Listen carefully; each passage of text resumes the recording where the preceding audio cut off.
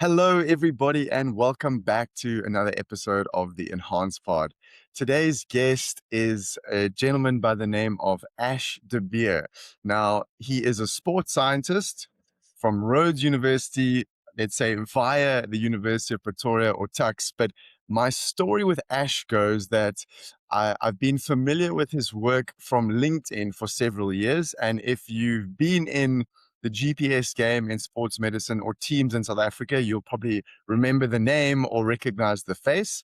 But I had the opportunity of listening to Ash speak at a recent conference at Cricket South Africa, and I was just blown away with the sort of the content, but also the way he kind of packaged some of the information. I think we share some of the challenges around implementing technology, especially in the team setting, and we want to unpack some of that together today. So ladies and gentlemen, welcome to the podcast, Ash De Beer. Hey Nick, thanks for having me. Pleasure to be here and excited to chat about some of the topics we've discussed. Amazing. Ash, let's just start from the beginning. I always ask the guests like their origin story. So take us through your journey through sports scientist, and how did you kind of end up in the GPS game, and then tell us about or touch on some of your consulting, because you've also consulted around international football on the continent as well. Yeah, so I did my master's down at Rhodes University, focused on youth development and maturity through youth development in the local South African populations. From there, I did the old classic, trying to get create a career in sports science. So working multiple jobs, trying to do the personal training, volunteering at Sunday League. I eventually managed to get an internship at Cape Town City. So I spent about a year there with the academy team, doing just working with the teams as a sports scientist. From there, I moved to Tux University, worked with the High Performance Center, predominantly with the women's youth team, the Basetsana women's youth team, and the hockey teams at Tux, which was a really cool experience. And that's where I probably got my first taste of like sports science in totality, like running with teams fully and going through there. From there, I moved to Nigeria. So it was an awesome opportunity to work for a year in Nigeria. There was a team in the second division that wanted to build a whole high performance center from scratch. So I got is a cool mentor, a guy who had lots of experience in the Premier League. So I went up there to see if I could build a high performance environment in second division Nigerian football, and that's probably a whole podcast worth of stories to come from that in itself. And then post that, I got the job at Catapult working with the GPS. So GPS has always been kind of the one of the cool focuses I had ever since Cape Town City. It's something that I saw had tremendous value, and I could see early on like how you could use it with your sporting teams. And then yeah, so that was 3 years at Catapult. Been working with a whole lot of different federations, clubs, and teams across Africa, trying to upskill on the education side and the usage of the devices.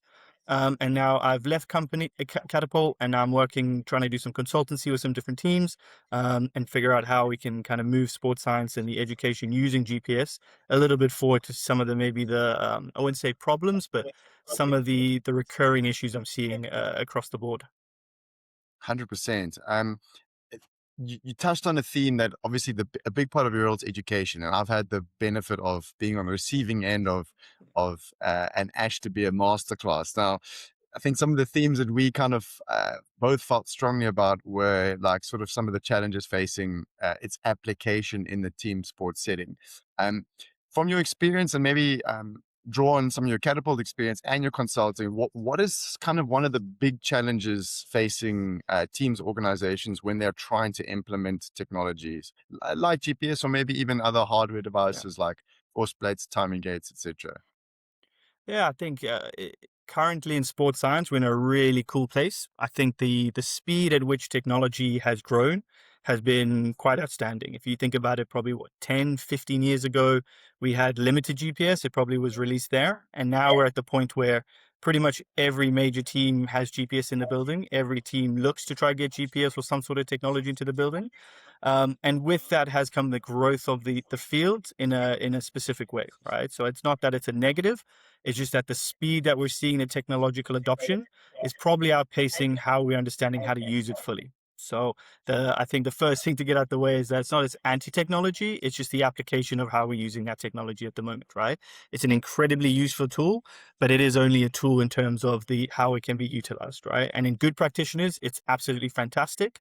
In practitioners who maybe are not understanding how to apply it to its full ability, it's probably not coming through in the way that they're using. So we're seeing sometimes You get huge investment from teams and federations who are trying to put their money into GPS and technology, but they're not getting that return on investment in their technology because they don't understand how to build potentially the infrastructure around that within the team setting to utilize and get that data that actually is going to help move their team forward.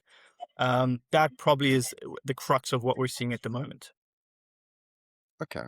And I like the way you frame that in terms of like it's not an anti-technology stance. It's more of the speed that we're struggling to keep up with. Um, some of the sort of challenges that I've found, and maybe you can expand on this a little bit, is like um, obviously we're often sometimes limited in terms of manpower, and like you've maybe got one sports scientist, and the GPS system gets lumped onto part of their role, and you take on like athlete monitoring, force plates, all these things as well, and the load kind of gets substantial. Yeah, The time to then upskill outside of your work yeah. hours also kind of drives that lag time on adoption or application of devices. I- In your experience, how do you kind of help clinicians, sports scientists, practitioners bridge that gap? Because I think that's one of the major challenges for facing the sports scientists, especially in the team setting. Yeah, and I think the first part with that is our field is an incredibly noisy and messy field in terms of trying to make an intervention and then seeing how that intervention comes out. And with the technology, what it's allowing us to do is at least chart how our development of those athletes is happening over the season or a few course of weeks. The problem being that the feedback loop that normally comes from that is normally a bit delayed, right? If I do an intervention, normally it's going to take a couple of weeks to see that. But what tends to happen is we start to associate any change in the GPS with is exactly what I did in the immediate session, right? So if I introduce a certain type of training in this week, I'm normally going to look at the game on the weekend to see if that intervention worked, right? And it's difficult to look at 3, 4 weeks ahead to maybe see and work through the noise to see how that intervention actually worked. So that immediate feedback bias probably creates some sort of the way that individuals start acting then refers straight back to the technology, right? That becomes a single source of truth because it's easy to say, well, we did X and Y came out, and then work on that plan, which may not necessarily be the most scientific route to go through it, but it's easy to justify, oh, I created these reports, I got this number out, I've done my job, right? And what I'm starting to see is just looking at the load monitoring, just getting the numbers out is almost replacing the performance aspect of how do we make sure our athletes are ready and capable of doing what's needed. More, it's just resulting it down to one single number or a couple of numbers, right? We ran X distance, we did so many accelerations. That tends to now become the output that individuals are looking for. And the system just keeps repeating that, right? And there's not too much interrogation. As you said, probably based on how much people have to do in a day. It's an incredibly busy job when you're having to do the morning gym sessions, probably the warm up, probably then run the GPS, do the analysis, talk to the coaches about what needs to be changed. There's incredible amount of tasks on that, right? So it probably leads to me to thinking that with the technology is how do you simplify that into a basic question that then you can create actionable results for, right? Is rather than trying to produce these massive dashboards where you're producing all the information, how do you distill that down into a few numbers and come up with a plan that actually figures out this is what improvement is going to look like for me, right? And we can unpack that in a lot more detail, but there's probably I've seen that it's a lot more of just if we can produce a nice report, if we can show that to the coaches that I've been able to record the data, see the data, this was higher, this was lower, then we're all good. But a lot of that data tends to miss context. It misses what actually was happening in the training session. What was our expected outcome from that training session? And especially in match days, when we produce a report, oh, this player ran too little, this player ran too much. A lot of the research shows that the amount of running we do doesn't correlate to winning. You're going to tend to look at data in the extremes, right? High or too low. And then you're probably just not having enough context in terms of quality opposition, travel, heat, any of those other variable factors. And then when you start to put that all together, it makes it even more complicated. So, of course, sports scientists are going to try to revert to the easiest answer that they can in order to kind of move forward with the day because it is a busy day. So, it's a difficult question to kind of get right. It's very easy to probably criticize it, but it's probably more difficult to start to action that plan. But there definitely needs to be a shift in the thinking of how do we start to get better data that's going to help us rather than just producing data for data's sake. I think you touched on a great point there because it's a theme that I think we've picked up or seen in the team sports setting, there's a difference between using the data just to tell the story or to report what's happening. It's a different conversation to then try and have or pull data to inform how we're going to train or the way that we manage athletes. And like you said, rightly so, it's really multifactorial, especially in a team sport, especially if you then look between sports, a sport like soccer, football, extremely open-ended. So it's hard to then, directly associate one or two metrics with a positive outcome. But I Yeah. think it's the duty of sports scientists, coaches to kind of sit with this and figure out what works for them. Maybe just expand on this point for me, Ash. I think a frustration that I sometimes have when I look at, and my clinical world spans some of the school space, which is also starting to adopt a lot of the tech pieces, and you're seeing GPS a lot more commonplace in a big school sport like rugby, for example, and then in the cricket space where some of the GPS metrics for cricket are quite specific and unique to bowlers, for example. Now, the frustration that I sometimes find is that we kind of like rightly or wrongly frame high performance as just having these devices and then letting the devices tell the story of what we are doing in training. I think that leaves a massive gap for the potential of how it can change the way that we do things. Why are we stuck in this kind of place where it's high performance is now just having the kit? And I feel like I don't want to blanket criticize everybody, but I think the pressure for everybody to adopt is because other people or other organizations also have it. Then it becomes a race to have it, not a race to apply it. What are your thoughts there? Yeah, I couldn't agree more with that. So I think that is pervasive across all teams. I think the cost that comes with having the technology now is substantial. Like it's an investment that you could be putting other resources towards in your environment. And by having the tech, you feel like at times it can feel like you're keeping up with the other teams, as you mentioned, and that brings its own issues. So if I'm doing that, I'm probably looking for ways that other teams have utilized the technology rather than deciding what the best way is for my environment and my culture. And with that is that while we get a lot of questions is in terms of anchoring, teams will immediately ask, what does this top level team run? What is their game output?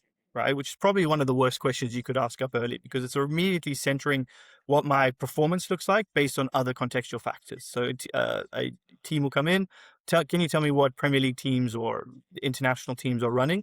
You give them a number, and in whether it's consciously or subconsciously, they start orientating all training towards that is the optimum output. Right, running 12 kilometers in a game is what I probably have to be developing my athletes towards because that's the pinnacle of professionalism rather than understanding, okay, what does my individual group of athletes need from both the positional level and that individual? What do they actually need to improve their performance?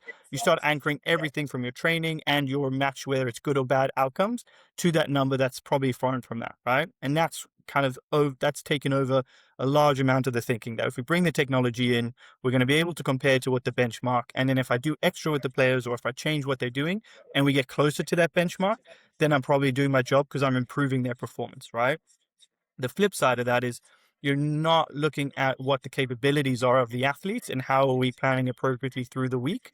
You're always going to orientate to essentially the wrong question through that.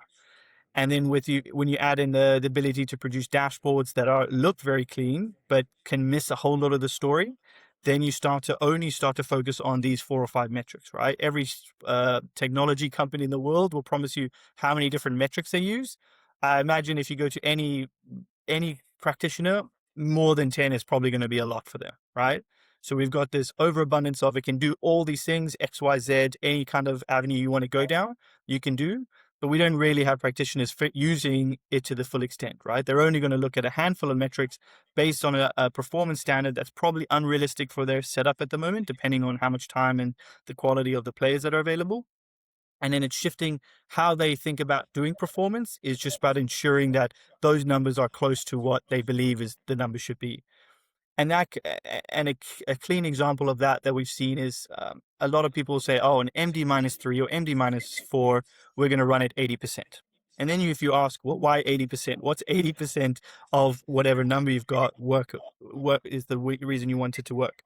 And that's very difficult for them to justify, right? Because that's just what they heard. That's what was told. I read an article and someone said we did it 80%. not realizing that the teams that are able to have 5 or 6 sports scientists and 3 data scientists can actually figure out what that data is relative to it, right? So it's just simplifying heavily contextual data into the most basic number that's possible, and then going, well, I think I did my job, right? I produced a report, I gave it to the coach, they're really happy with that. It said we ran too little, I move on with my day, with not actually understanding why was that number lower? Why was that number excessively higher? I see with teams that there's no expectation on the training of what is the value that we're going to get out from this training. So what are the tactical demands the coach is going to have? How have they set their team up, like in terms of small, medium, and large-sided games, based on the prior training history? What is my outcome going to be based on these numbers, right? So an example of that would be if I know the coach is going to do 11v11 full field and he wants to do it for 30 minutes and there's maybe these rules, I should be able to get an estimation based on previous training history of what my outcome is going to be. So my players are going to run 3 kilometers in this training session or for that drill. If a player all of a sudden runs 4.3 or 2.1 and they complete the full time, for me, that's much more interesting information of why was there a difference from what I expected, because now I can actually act on it, right? I can see, was he or she just off? Was there maybe the way that the rules impacted there? I can have a conversation with the coach based on why that difference is there. If my goal is just to report a number, I'm not really going to interrogate why that difference is there, right? I'm just going to say this number was higher, this number was lower. This is this is what we did. We move on to the next training session and we look towards the game. And it's just that subtle shift in what are the kind of questions you're actually asking the technology to do for you, rather than, as you said, just getting the report out as the level of high performance, right? If I can get a week of reports plus a training, a game day match report, tick tick the box, job done, I move on with my life, right? And I think that with the busyness is probably where we need to start pushing back and figuring out how we create a bit more of an integrated solution in those environments, regardless of level, right? Regardless whether it's school, university, pro, or international, the same methodology would apply through all of those. You kind of you're raising an interesting point in terms of like training and maybe letting your metrics and your outputs kind of inform training, right? I think again, part of this high performance challenge, especially I would see this in the school space. I think there's an overemphasis on match day data and an underemphasis on training data. Um, in your opinion, which is kind of more valuable for teams and sports scientists and coaches to then be managing their players? For me, training data is much more important. You're going to get 4 to 5 training sessions, maybe 3 at the least, right? But that amount of data is going to infer much more leading up to the game, right? You want to see what the game is, but the game is always going to be based on the opposition and too many uncontrolled variables, right? Training, you're able to actually see what's happening.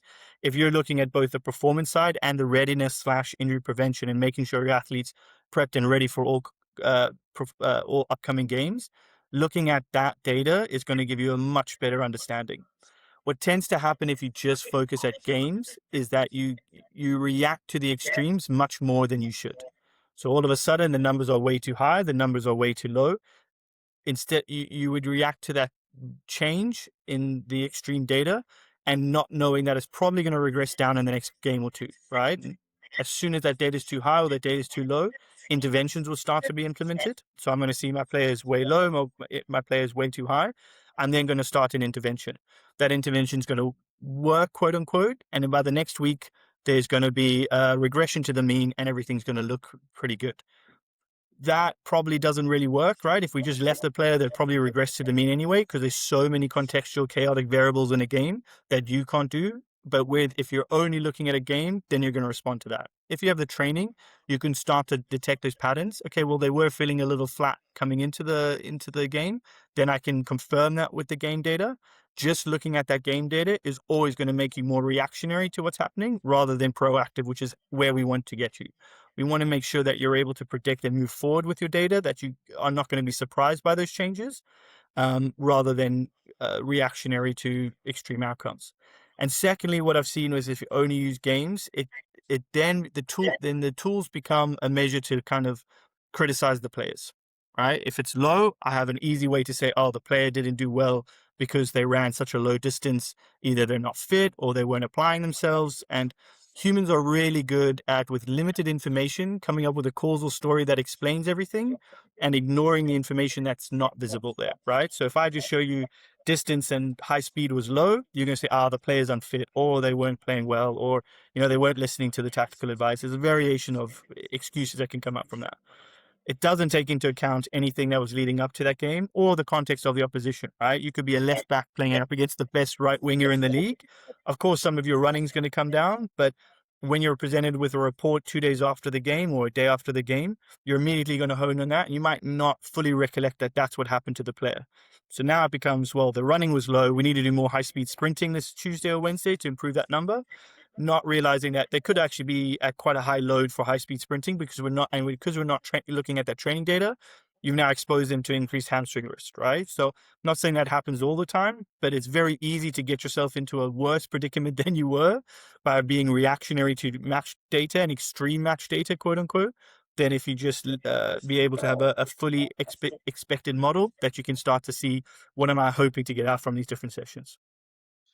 It's such an interesting concept in sports medicine in its kind of entirety, that the the ease of like kind of associating A to B, metric and outcome.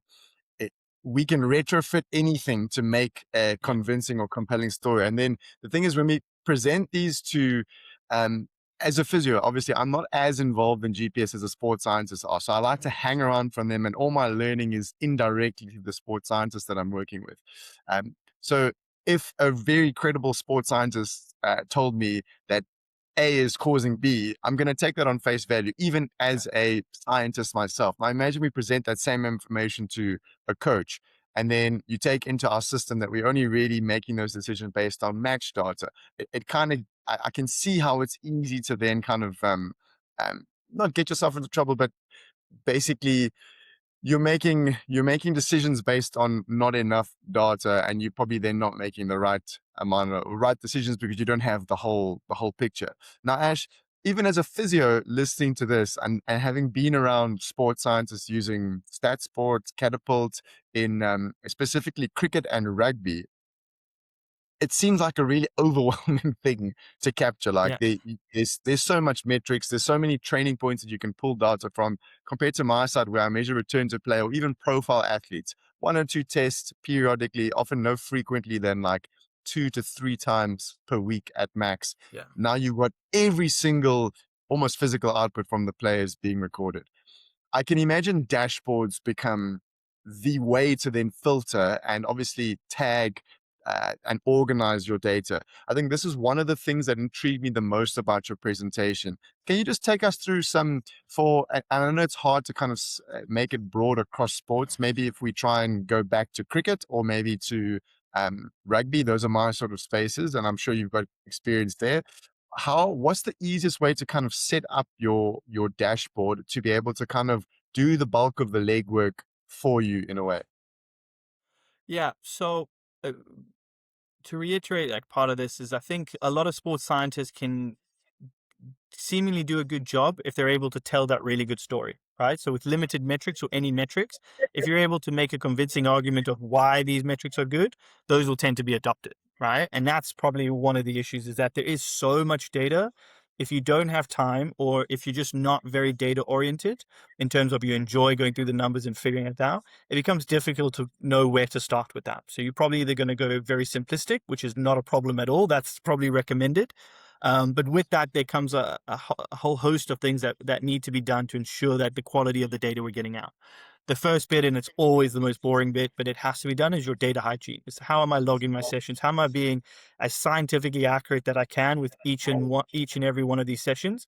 So I'm actually getting a true output of what that individual's doing, and I actually can go back and look at what that data is. The amount of times I've looked at different teams' dashboards, and there's no really poor data hygiene. And then it tells me immediately that that individual has no expectation of going back through their data to see how things shifted. So that started the starting point, right? Is how do you start off the data hygiene part, so that in 6 months' time, I can look back at the data that I've got, and I can then start to look and see what were the trends that happened from that, right? So starting off from there, that in the next few months, once I do collect enough data, I'm able to figure out where the trends were rather than just looking at the immediacy of the data. That's probably step one. Step two would then be is what is the kind of question that I'm looking to get out of this, right? What is my actual research question? I put that in like inverted commas, right? What is my actual research question I'm looking to get? And what information do I need to gather that's going to force me to make a decision? And I think too many people don't look at the data that is in terms of how is it actionable. It just looks at what numbers can I get out, right? So what we would actually want is which piece of data would I have to collect that would then allow me to get an actionable piece of content that should come out, and how can I use that with the coaching stuff, right? That would be the main focus that I would have for the GPS. I like this concept of data hygiene that you've kind of spoken about, and I think it's the first time I ever heard that term. So obviously, I'm completely out the loop of the language that sports scientists use. But for me, that seemed like an easy or kind of like a framework type of concept to kind of organize the way you kind of structure your workflow through Yeah. when you switch the pods on. How do you tag the session? How does it display on your dashboard? Rinse, repeat. Um, It, what is that a big challenge that sports scientists like the overwhelmed sports scientists like the focus is really on getting the reports out, switching the pods on, syncing all those sort of things. Like, how do you tell people or emphasize that if you front end or front load that sort of work, it's actually going to make the back end a little bit easier? yeah, and I think with that is say we take your cricket example that we're actually going to start with the bowling in a net session. How you tagging and cutting that period is going to change your data significantly. So that if you're looking at we're going to bowl 20 to 25 deliveries. How are you setting up and tagging that data so you know exactly what type of deliveries or the player was trying to go at, right? Where they're going full pace, where they're trying to do technical tactical on the right line. What is the tactical outcomes from that session, the technical tactical outcomes from that session? And how am I going to be able to set up the data and set up the data hygiene so that workflow is much simpler? So at the end of the session, once I've tagged the correct position, the correct periods, and I've made sure that the data is all correct, I can then analyze it in the way that I want. And it's that sort of steps, because it is time consuming and incredibly boring to make sure that everything is precise as possible with that. It tends to get left out as the lowest priority because of the rest of the workload starts to take over, right? That you're going to have to then get back to the gym session, have the debrief with the coach. There's going to be a lot of that information is going to be super difficult to get through. So the data hygiene becomes the least important in order to just to get some numbers out to prove that you were active and doing something in the job. I think especially in the cricket example, the that kind of capturing takes a lot of I want to say the manual analog work around. Like previously we obviously got guidelines for counting balls to track player load or bowling loads, right? I think the mind-blowing concept that I got from when you explained that was that it kind of does the work for you. That's the one thing. The second thing that it does is there's always been this debate around, especially when you work at bowlers. Sometimes when we are prescribing return to play, we might say we want you to bowl at a 50% effort or at a half run up, or all these metrics. But when do we know when to count it as a physiological stimulus that creates a player load that we want to track? And I think using your GPS pod for that with the cricket algorithm for bowling, it kind of takes out all the guesswork and will calculate that load a lot more accurately than we can. Um, and I think that's probably should be one of the biggest selling points. The bowlers are a cohort in cricket that we are trying to protect or, gather as much information to make the best decisions around. That's a really useful full tool to be able to do that. Yeah, I would agree. So with something like the Catapult cricket algorithm is super useful for practitioners because it does figure out what are the 4 or 5 main metrics that contribute towards a bowling action, and then you can start to break those down and identify them, right? So then we can start to say, okay, the speed that we're coming in, the force on front foot landing, the rotational forces that are happening as the ball is being delivered, what does that look like? Then if we go through our match data, we can look for different formats, right? So we can break down the different formats from T20 to one day to test match. You can start to look at and say, okay, is there a difference in the bowling technique for each of these different formats, right? And some of the work that we've seen that there is a slight change, right? There's the bowler will slightly change their bowling action depending on the format. And that's going to cause an effect on the body, right? In terms of the biomechanical load moving forward. So now we can actually go, okay, if we're going to play a run of T20s, how are we then going to ensure that our training, both from strength and conditioning and bowling, is factoring into that factoring into that change in format? And then we can start to look at the training data and say, okay, well, actually, when we're bowling in the nets in the lead up to a run of T20s, our bowling action isn't reflecting what's happening in the T20, right? We're reverting back to more of a test bowling action. And that can be super useful, right? Because then you're now going to all of a sudden see a spike in a certain part of the body, if it's extra rotation in a T20 compared to a test match, and you're getting a change in the amount of load that's happening between those different formats. It becomes very easy for you to understand, okay, at what point from the rehab do we have to get them to, and what do we have to maybe manipulate moving into a heavy series, right? Also thinking about that, if you have multiple test matches into a one-day series, what is the total load going to be for that series in terms of all the games, and how many balls are we expecting that bowler to bowl? I can then calculate how I can potentially ramp up to get their training quite good leading up to that point. So I think that's where it becomes super useful if you have that question that a player is coming back from a lower back injury. They normally will have the rotational forces and the side forces being at this number. How do I now structure their training in a steady, progressive manner to get them to a point where they feel comfortable to it? And I can talk them through where they're at with that journey, right? I think we had a couple of anecdotal conversations where people's numbers are really good, bowlers' numbers are really good. It's back to previous levels, but maybe mentally they feel like they can't go full speed with it and they're holding something back. But the underlying numbers are showing that they're actually really good and ready to go full speed. So now you can actually have a proper conversation to show them, listen, I know you're feeling hesitant because of the previous back injury, but all your underlying data is looking really good, and you can actually start to really put full force into it. Then you start to see that once they can be shown that it can actually click correctly, they can move forward really well. Ash, I could probably listen to you speak about this forever, and I can't believe how time's flying here. But just for the sake of getting through what I had hoped to get through, maybe we might need to do a follow up at a later date once your next projects are up and going. I want to just touch a little bit quickly on. So, say you're using GPS, you've got a bit of a dashboard, and you've got some data hygiene. You're tracking training sessions, and you're doing matches. I think for me, in my mind, the next application then becomes how are you using the live function to inform training? And I think in certain cases, even matches. I'm a huge Premier League fan. My team won the league this year. Shout out Arsenal, and I'm gonna catch a whole bunch of hate for that. But when you watch sport at that level, same thing with international rugby. You see the iPads on the side. Obviously, you see the receiver on the touchline. There's live GPS happening as well. Something that I always hear from coaches is that we want to use live so that we can make decisions in game based on the data that we're getting out. I feel like that's not for me. I almost struggle to see how that it actually plays out in real time, because if your star player is redlining on your dashboard metrics, I would be very interested to see how many coaches are willing to action a substitution or a change tactically based on just those numbers alone, especially depending on the context of the game. If you're behind, if you're drawing, you need to win, etc. If you're 5-0 up and it's a dead rubber game, of course, you might not even need GPS to then make that decision. But how does the live function then inform training and matches?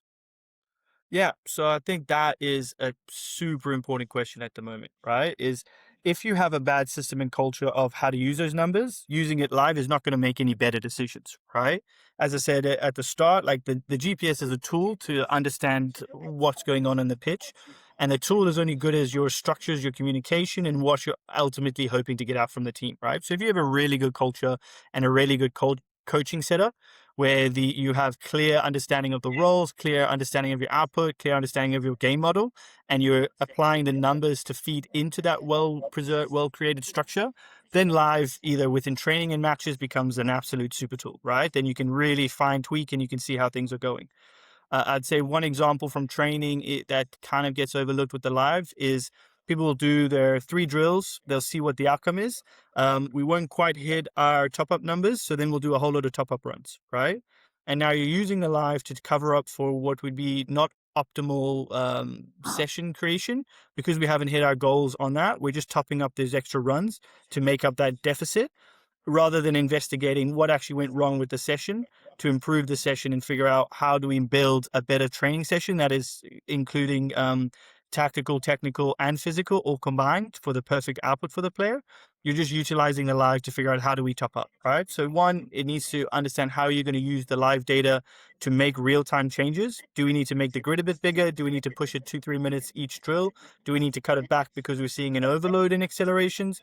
It should be about helping you create a communication on pitch with the coach in a training session to say, okay, what's working, what's not working based on our expected plan, and how are we going to modify this to get the perfect outcome rather than just relying on doing some top up runs because physiologically that's very different from 11v11 or a medium-sided game.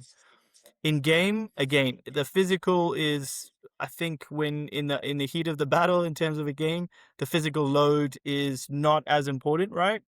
You're never going to be able to predict injury with the redlining of load. Like, someone's going to be probably tired, but you're never going to know if that's going to cause an injury at that point in time, right? Some people can redline and still come through fine.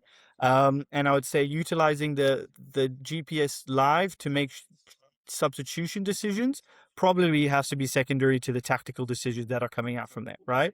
It's a supplement to that, the technical, tactical, and the emotional context that the player's in, rather than the main driver. And I think too often because it's easy to measure and visible, it becomes the main driver. It's easy to look at an iPad and say, oh, they're underrunning or overrunning, we need to make a change, rather than actually looking at the game and deciding how are they dealing with it tactically, cognitively, and emotionally. Like, how are they responding to what's happening on the pitch, and then making that decision. It becomes easy to see a number, and then that makes the decision for you.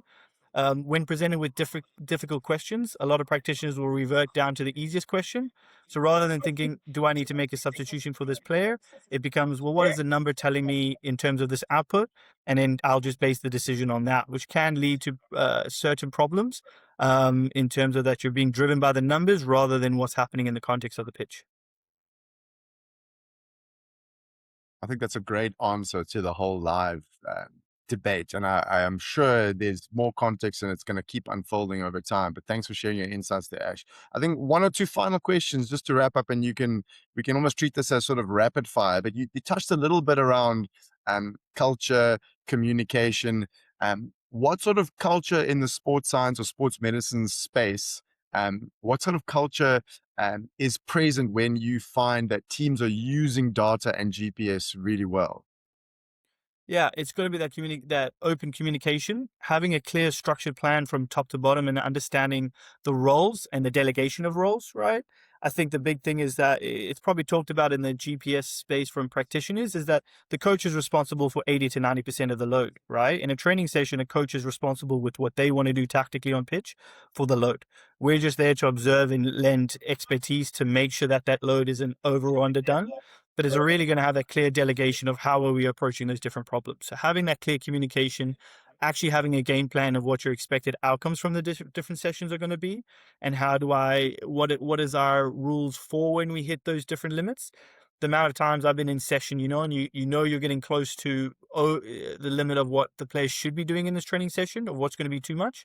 And then the coach tells you, I need another 10, 12 minutes because they're not understanding the concept. Is how would you deal with that quote unquote conflict pitch side, and how would you be able to kind of rectify what needs to happen, right? If you have a really good team environment, it's easy to make those compromises or those decisions on how we're going to move forward based on what we agreed was going to happen in this training session. If you can get that right, that's when you see really good team environments in terms of implementing technology.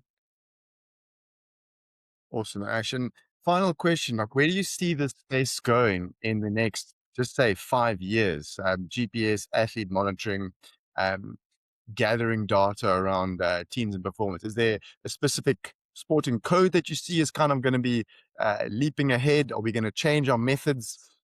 per code over the next 5 years? What do you see the future looking like for GPS in the team space?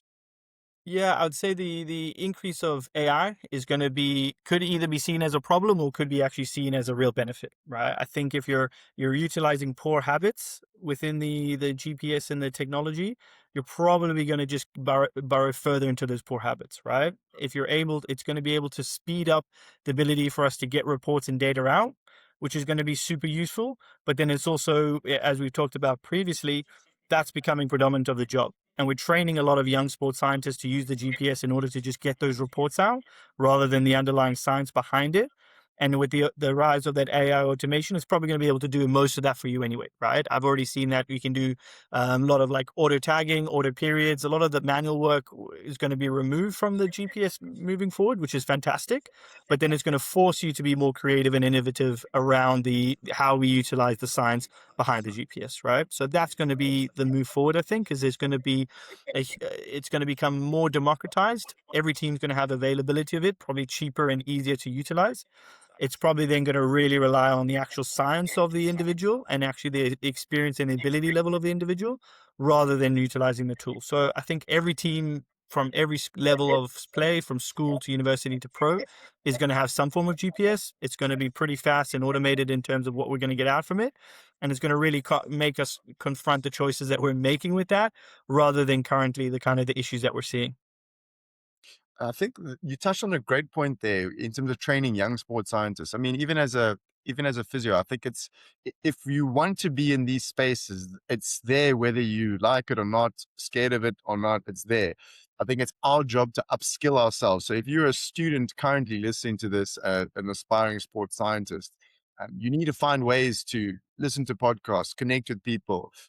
There's so much resources in 2026, YouTube, webinars, like even all the tech companies put out their own resources as well. So you've just Yeah. got to immerse yourself in this. And I think to make the most out of it when you do get the opportunity, I think it's better to upskill yourself before you land in that setting. I think that's probably one of the keys for me. If I think of some of the tech that I've adopted, you've got to spend the time upskilling yourself and trying to understand and Yep. get your head around these things before you get the opportunity to apply it. Because if you only apply it once you're in that setting, you're going to be behind the eight ball and you're going to be constantly behind the eight ball. And if your aspirations are really to maximize the use out of it and do really deep, thoughtful, informative work, you've got to kind of know how to apply it. And I like how you've also said that the AI is going to take a lot of the manual work. And I agree with that, and I'm seeing that as well. But it's not going to replace our ability to unpack and ask really good questions. So, from a science point of view, like we need to understand all the scientific underpinnings that drives the tech. Ash, I want to ask you one more question. I'm going to sneak it in there and we'll just go slightly over time. For the physiotherapists or the rehabilitators, how Yeah. can we use GPS a little bit better when we're looking at something like just return to running? So let's look at it sort of broadly. What type of metrics should we be looking at? And we spoke a little bit offline about using asymmetry from the GPS. How is that metric derived? Yeah, what should we kind of be a little bit more uh, intentional or aware about as physios that have access to sports scientists with GPSs in the team sports space? Yeah, I think going on to your basic volume and intensity. So if you're going to say, okay, what is our each individual specific outcome, like volume outcome for a game, that's going to be our baseline, right? That's going to be okay. We know we probably need to get the player capable of doing this amount of running during the week, and that's going to be your starting point. Whether it's total distance, whether it's acceleration count, whether it's various high speed running in different zones, it's figuring out how are we going to be able to get to that volume and steadily build the individual up to that. The second point, and it's probably we're seeing it more and more, is your intensity and your meters per minute, especially in your worst case scenarios and your variability of that. I don't see too many physios are engaging with that, and that's probably from the sports science feeding that information. But we're looking at that, at a worst case, your average output for meters per minute in a football game could be 120 meters per minute. But your worst case could be something as 200, 210, for either 30 seconds or 1 minute or whatever variation of time frame you want to look at. Having that understanding as a physio in terms of, okay, we're going to need to prepare them both for the volume and the intensity that they're going to run at and applying that back into the training sessions should give you guys a really good base level of how to improve them. So when they do get into the team environments, they're ready to make that step rather than predominantly focusing on just the volume. And it's very easy to get stuck in the volume because it's much more measurable. But I think there's a lot of resources is how do you build that more chaotic environment from the physio side into the back to return to play side, and that connection between the sports scientist and the physio in terms of determining how are we going to do that, right? How are we going to expose this athlete to semi-controlled chaotic environments that starts to expose them to the meters per minute that they need, or the force application of the deacceleration? Are they, if their maximal deacceleration number is 5 meters per second, how are we going to steadily build that up in from a straightforward environment to a chaotic environment? And how is the physio and the sports scientist working to steadily expose them across the width and the breadth of all of those different variables? Probably is the main conversation that I think it works really well, right? Because at the moment there's a bit of a silo with a slight link, and then once they've done tick the box in the physio, they move to the sports science, and that jump I tend to see is quite a large jump between the two areas, right? So figuring out how you can connect both sides of that bridge, I think, is the next important step for me. Absolutely, and it's something that I'm thinking about a lot more in my own sort of clinical work. That as physios and rehabilitators, how do we start to address that gap early on in rehab with clever programming? How do we bring our sports scientists into our program earlier as well? And then, as sports scientists, how do we meet our rehabilitators in the middle to have conversations around worst case scenarios, volume intensity requirements to get them to be completely clear? Takes a lot of communication, takes a lot of like understanding of the data.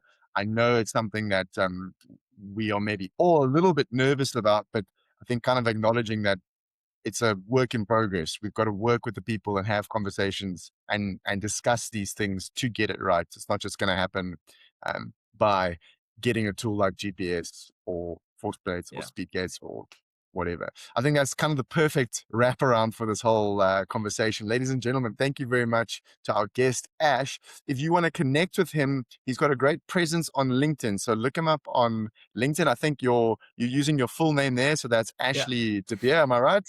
Yep. Yeah. Correct. So look him up on Ashley De Beer on LinkedIn. He's got a great presence there. Very available guy, open for conversations. I connected with him on after our conference through LinkedIn, and this is how we ended up here. So try your luck, shoot your shot, send him a message, read some of his material. There's a lot of thoughtful stuff out there. And if you've got a question, Ash will definitely point you in the Yeah. right direction. So I wanted to say thanks for your time, Ash, and I'm looking forward to seeing where your next chapter and journey takes you. Cool. Thank you for having me. Really enjoyed it.